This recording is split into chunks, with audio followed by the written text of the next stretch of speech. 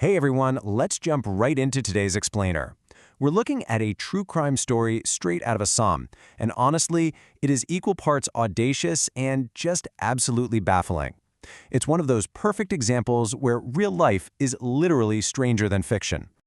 Okay, let's dive into this. What exactly happens when a joyous, super vibrant spring celebration becomes the ultimate cover for a completely bizarre burglary? Well, we get a story full of terrible decisions, a dash of culture clash, and one incredibly confusing disguise. Section 1. A festive season crime setting the scene in Assam.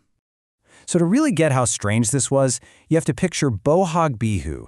It's this magnificent, vibrant spring festival celebrated all across Assam. In fact, police reports literally described the whole state as swinging to Bohag Bihu. You know, it's a time of huge community gatherings, incredible joy, lots of colorful traditional clothing. But while literally everyone else was out celebrating, this one unlikely group was using all that festive chaos as a smokescreen to plot a crime. And that brings us to the number 3. That is the exact number of people involved in this unlikely trio. We've got 32-year-old John Moni Sharma from Sipajar, his wife Dhanada Devi, and their 31-year-old accomplice Gagan Barman. And let me tell you, they definitely weren't heading out for a festive Bihu outing together. Nope, they were actually heading to a targeted house to commit a burglary. Section 2. The unusual disguise, a twist on tradition.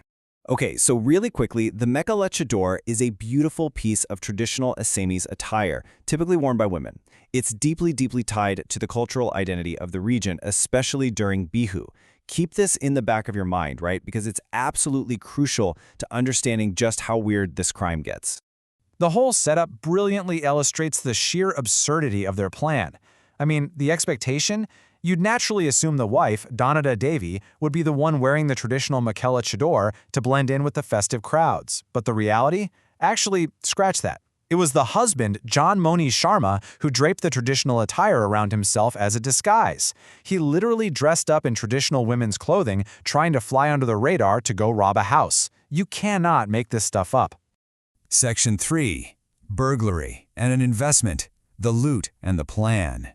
So, what did they actually manage to take? The stolen loot included gold, cash, jute, and Muga silk. Now, if you aren't familiar with it, Muga silk isn't just your everyday fabric. It is widely known as Assam's pride. It's this stunning golden yellow silk that is culturally treasured. So think about it. They aren't just swiping regular valuables. They're literally stealing significant cultural artifacts right in the middle of a major cultural festival. But what did they do with that stolen gold? Well, they had an quote-unquote idea of investment. The Guwahati police actually shared this little detail with a bit of tasteful irony. This trio took the stolen gold and literally pledged it to a financial institution to secure a loan. Yeah, they genuinely thought that leveraging freshly stolen goods for cash was some kind of solid, genius financial strategy. As you can probably guess, leaving a massive, glaring paper trail like that didn't exactly help them stay off the authorities' radar. Section 4. The swift police arrest, the bust. Unsurprisingly, this brilliant criminal enterprise was incredibly short-lived. The authorities were right on their tail. A team from the East Guwahati Police District, specifically out of the Basasta Police Station, successfully tracked down our heavily disguised investors. All 3 suspects, John Monu Sharma, Dhanada Devi, and Gagan Barman, were promptly arrested. Now, what's really interesting here is the sheer, crazy variety of evidence the police recovered during this bust. We're talking handbags, typical burglary tools, a van, a scooty they allegedly used, and wigs. Yes, multiple wigs. So it seems like the Mekhala Chador wasn't even their only attempt at theatrical disguise. It's just a completely bizarre, over-the-top assortment of items for a local break-in. Section 5. A final cultural warning and the official message from the police. This whole wild event actually prompted a rather unique public statement. The police issued a very serious cautionary note alongside the arrest details, stating, "Do not misuse traditional attire for unlawful activities." They really wanted to make it crystal clear.